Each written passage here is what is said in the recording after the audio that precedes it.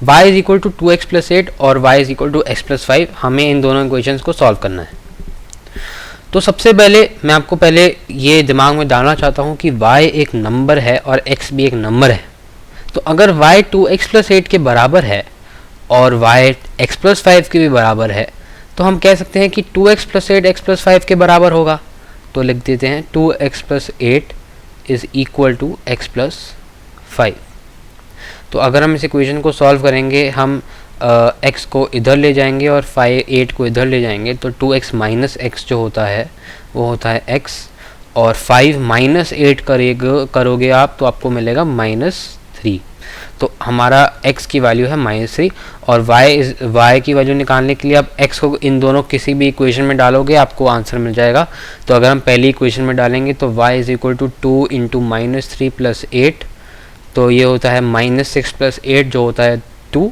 और अगर हम दूसरी इक्वेशन में डालेंगे तो y is equal to -3 plus 5 which is equal to 2, तो y इज इक्वल टू 2। तो ये हमारा आंसर है। अब आप ये आपको मैंने पिछली बार ये भी बताया था कि आप कोई भी y की वैल्यू आप पहले y भी निकाल सकते हो, x भी निकाल सकते हो, तो इसमें आपकी मर्ज़ी होती है। और पर आपको ये भी याद होगा कि मैं x0 और y0 के साथ सॉल्व कर रहा था, पर उससे कुछ फ़र्क नहीं पड़ता कि आप x0 यूज़ करो या फिर x यूज़ करो, y0 यूज़ करो या y यूज़ करो। मैंने आपको x0 y0 इसलिए बताया था क्योंकि मैं आपको दिखाना चाहता था कि हम एक लाइन पर एक पॉइंट की बात कर रहे हैं और वो पॉइंट एक इंटरसेक्शन पॉइंट था, तो इसलिए मैंने उसे अलग करने के लिए नीचे नॉट या फिर 0 डाल दिया था। पर हम बिना नॉट डाले भी सॉल्व करते हैं।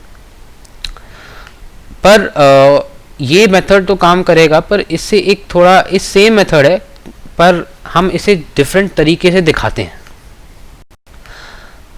y को 2x प्लस 8 के बराबर और y is equal to x plus 5 के बराबर को दिखाने के बजाय हम कुछ और तरीके से क्वेश्चन को सॉल्व करते हैं। हम इन दोनों इक्वेशंस को सब्ट्रैक्ट कर लेते हैं, घटा देते हैं एक दूसरे से। तो हम ऐसा क्यों कर सकते हैं मैं आपको अभी बताता हूँ। तो y एक नंबर है, मान लो y है 10 और 10 is equal to 2x plus 8, और तो मतलब 2x प्लस 8 भी 10 होगा। और मान लो मेरे पास कोई दूसरी इक्वेशन थी 7 इज इक्वल टू 7। अब मैं इन दोनों इक्वेशन को सब्ट्रैक्ट करता हूँ। मेरे पास है 10 माइनस 7 इज इक्वल टू 3 और 10 माइनस 7 इज इक्वल टू 3। तो इससे कुछ फ़र्क नहीं पड़ता, क्योंकि अगर आपके पास एक इक्वेशन है जिसमें कोई भी नंबर है आपके पास लेफ्ट हैंड साइड से राइट हैंड साइड से, तो इसका मतलब ये कि आप एक इक्वेशन को दूसरी इक्वेशन से घटा सकते हो, सब्ट्रैक्ट कर सकते हो, कुछ भी कर सकते हो, उससे कुछ फ़र्क नहीं पड़ता। तो हमारे इस क्वेश्चन में भी ये हम अप्लाई कर सकते हैं। तो हम इन दोनों इक्वेशंस को घटाते हैं। तो y माइनस वाई क्या होता है 0, 2x माइनस एक्स क्या होता है x, 8 माइनस 5 क्या होता है 3, तो x प्लस 3। आप साइंस का ध्यान रखिएगा। अगर मैं y is equal to 2x plus 8 की बात कर रहा हूँ और y is equal to x plus 5 की बात कर रहा हूँ, तो अगर मैं इन दोनों को सब्ट्रैक्ट कर रहा हूँ तो ये बराबर है कि y माइनस वाई को मैं इस तरफ कर देता हूँ और 2x plus 8 minus x plus 5 की मैं बात कर रहा हूँ। यही मैंने यहाँ पर दिखाया, बस मैंने यहाँ पे लकीर डाल के और यहाँ दिखा के बस ज़्यादा कम लिखने की दौड़ में मैंने ऐसे दिखाया था, परंतु असल में यही होता है कि मैं लेफ्ट हैंड साइड पे लेफ्ट हैंड साइड की चीज़ों को सब्ट्रैक्ट करता हूँ, राइट हैंड साइड पे राइट हैंड चीज़ों को सब्ट्रैक्ट करता हूँ। तो 2x plus 8 minus x plus 5 होता है 2x प्लस 8, तो माइनस और प्लस, क्योंकि ये प्लस x है तो माइनस और प्लस x माइनस x, और माइनस और प्लस 5 हो जाता है -5, तो ये हो जाएगा आपका x प्लस 3, और यही हमारा था। अगर मेरे पास x माइनस 5 होता तो माइनस और ये जो वाला माइनस होता वो 8 प्लस 5 हो जाता है, यानी कि 13 बन जाता, क्योंकि 8 प्लस 5 13 होता है। तो अगर हम उसे असल में लिखें कि हो क्या रहा है, तो 2x plus 8 minus x minus 5 हो जाएगा, तो ये हो जाएगा 2x plus 8 minus x, minus minus plus, तो प्लस 5। तो अब आपको समझ आ गया होगा कि हम इस तरीके से हम कैसे दिखा सकते हैं। अब हम इस क्वेश्चन को सॉल्व करते हैं। हम इसे प्लस को ही रखेंगे और 8 माइनस 5 होगा वो 3 होगा, तो x की वैल्यू -3 हो जाएगी। और आप x इज इक्वल टू -3 को किसी भी इक्वेशन में डाल के y की वैल्यू निकाल सकते हैं। इस मेथड को हम कहते हैं एलिमिनेशन। एलिमिनेशन का अंग्रेज शब्द है, और अगर आप इसे इंग्लिश में देखेंगे, डिक्शनरी में मतलब देखेंगे, तो एलिमिनेशन का मतलब होता है किसी चीज़ को हटाना। इस क्वेश्चन में हमने y को हटाया। हमारे पास दो इक्वेशन थी, उन दोनों में y थी, बट आखिरी इक्वेशन में हमारे पास सिर्फ x था, और इसलिए हम x की वैल्यू निकाल पाए। इसे हम बोलते हैं, इसलिए हम इसे बोलते हैं एलिमिनेशन। अब हम एक और छोटा सा क्वेश्चन करते हैं। y is equal to 3x minus 7 और y इज इक्वल टू, मान लो एक्चुअली इसे 2y is equal to 2x plus 8 करते हैं। अब मैं क्या चाहता हूँ कि मुझे x और y की वैल्यू चाहिए, तो इसमें दो मेथड्स हैं।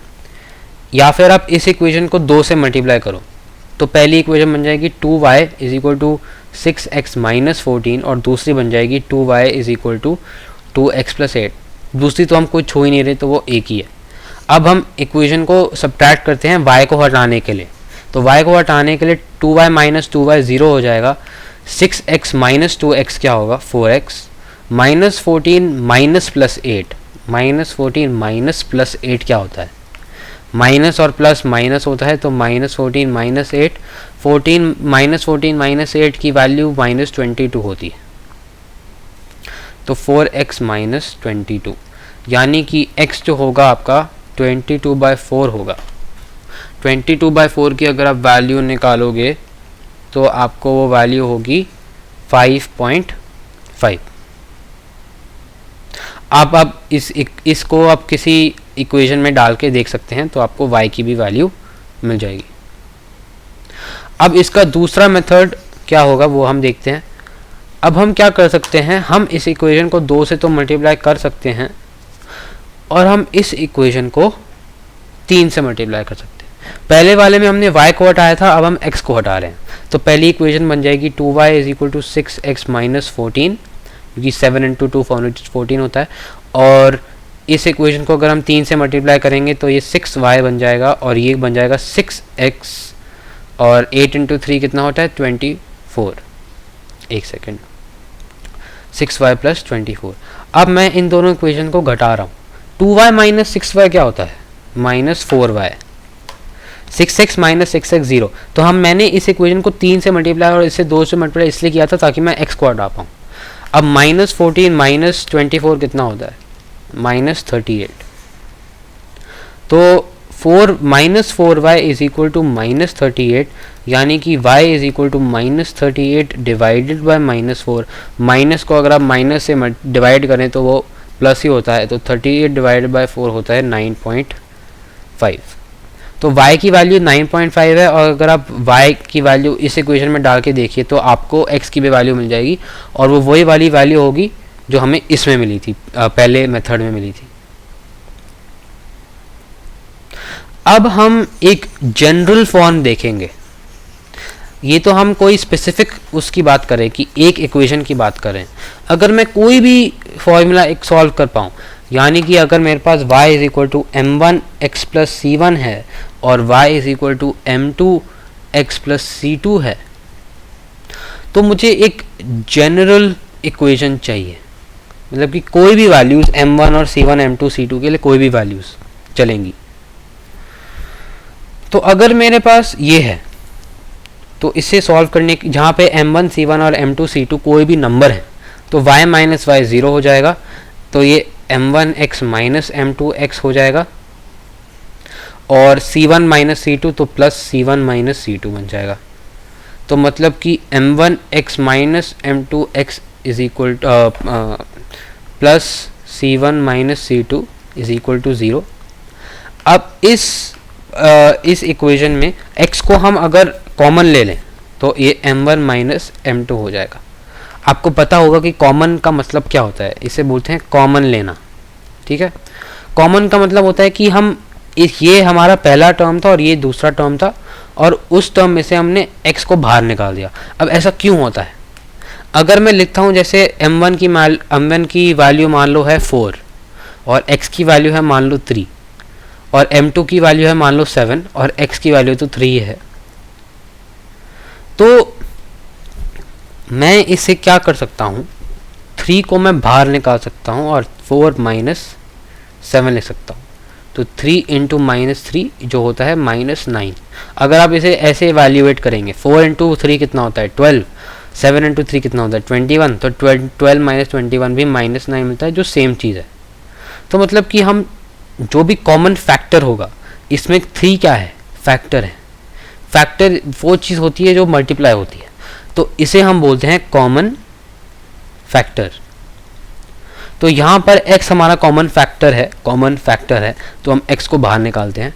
तो अब हम इसे उस तरफ ले जाते हैं, तो C1 माइनस C2 को अगर उस तरफ ले जाओगे तो ये बन जाएगा C2 माइनस C1। तो जो x की वैल्यू होगी वो C2 minus C1 upon M1 minus M2 होगी। ये हमारा x कोऑर्डिनेट है, ये हमारा x कोऑर्डिनेट है। मतलब कि अगर आप y equal to m1x plus C1 और y equal to m2x plus C2 एक ग्राफ पर बनाओगे, तो जो इंटरसेक्शन पॉइंट का जो x कोऑर्डिनेट होगा वो C2 minus C1 upon M1 minus M2 होगा।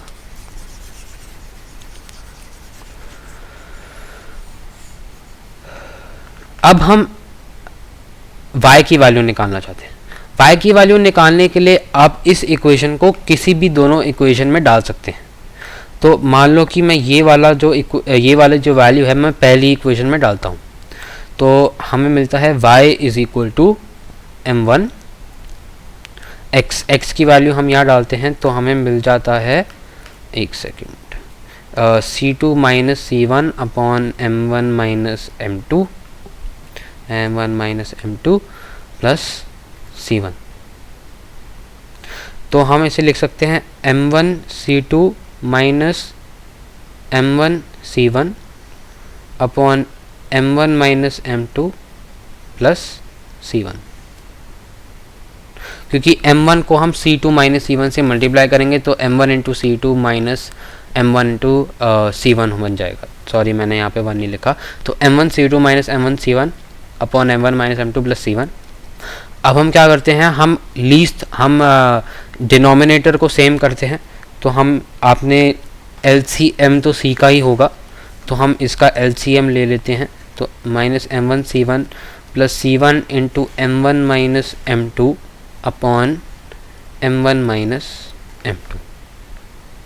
तो अगर हम इसे और सिंप्लीफाई करें तो ये बन जाएगा M1 C2 minus M1 C1 plus M1 C1 minus M2 C1। ये मैंने इससे किया, तो C1 into M1 minus C1 into M2 upon M1 minus M2। तो ये हो जाएगा, तो माइनस M1 C1 और प्लस M1 C1 ये तो कैंसिल हो जाएंगे। तो हमारे पास बचा M1 C2 minus M2 C1 upon M1 minus M2। तो मतलब कि हमारा जो y कोऑर्डिनेट होगा वो होगा, यहाँ पे लिख देता हूँ, तो y कोऑर्डिनेट होगा M1 C2 minus M2 C1 upon M1 minus M2। तो ये जनरल फॉर्मूलाज है। अगर आपके पास कोई भी दो इक्वेशन है, आप उसमें M1 C1 और M2 C2 की वैल्यू डाल सकते हैं। पर मैं आपको ये बताना चाहूँगा कि इस इक्वेशन को बिल्कुल भी याद ना कीजिएगा। किसी भी, अगर आप कोई भी इक्वेशन लोगे और आप उससे साइमल्टेनियस इक्वेशन को सॉल्व करना चाहोगे, ये इक्वेशन मत यूज़ करिए, क्योंकि ये इक्वेशन करेक्ट तो है, ये सही है, पर लर्न या याद करने का फ़ायदा बिल्कुल नहीं है, क्योंकि आप उसे जल्दी से सॉल्व कर सकते हैं। तो मैंने आपको ये जो जनरल फॉर्मूला है मैंने आपके सामने डिराइव किया, क्योंकि मैं एक बहुत इम्पॉर्टेंट चीज़ दोहराना चाहता था। आपको याद होगा कि हमने एक क्लास में सीखा था कि अगर आप किसी भी नंबर को 0 से डिवाइड करोगे तो वो इन्फिनिटी होता है। इन्फिनिटी एक बहुत बड़ा नंबर होता है, तो हम उसे भी अनडिफाइंड मानते हैं।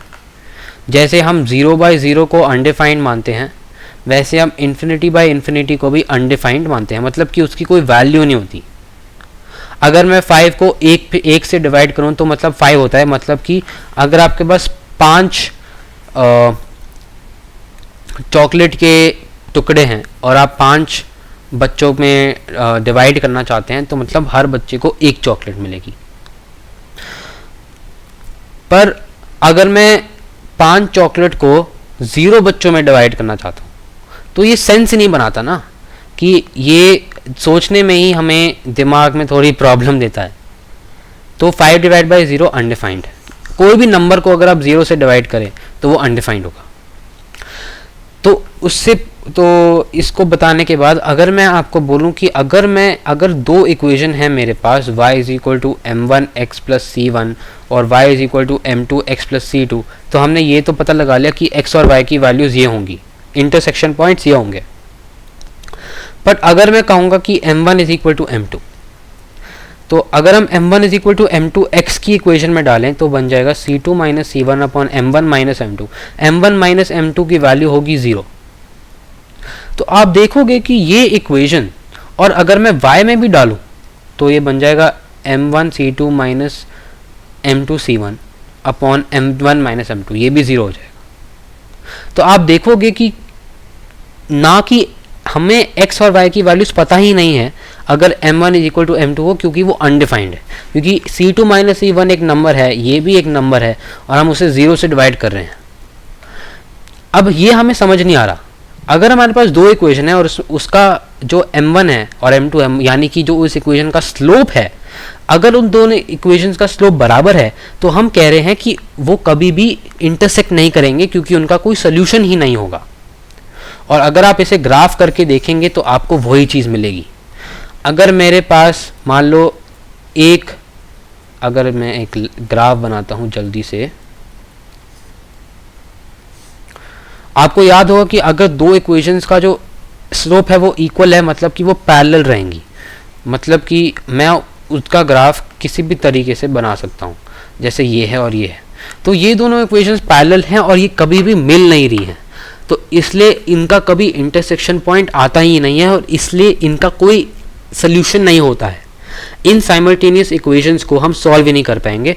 और इसलिए मैं ये आपको फैक्ट दोहराना चाहता था कि अगर आपके पास 2 इक्वेशंस होंगी और उसमें m1 जो है वो इज इक्वल टू m2 है, तो अगर हम फॉर्मूला में डाल के देखेंगे तब भी हमें पता चलता है कि अनडिफाइंड है, और अगर हम ग्राफ पर भी देखें तब भी हमें दिखता है कि अनडिफाइंड है। तो मतलब हमारा फॉर्मूला सही है। अगली क्लास में हम देखेंगे कि कोइंसिडेंट लाइंस क्या होती हैं, और हम इन दोनों फॉर्मूलाज पे थोड़ा और पढ़ाई करेंगे और हम साइमल्टेनियस इक्वेशंस को ऑल सॉल्व करने की टेक्निक्स देखेंगे। धन्यवाद।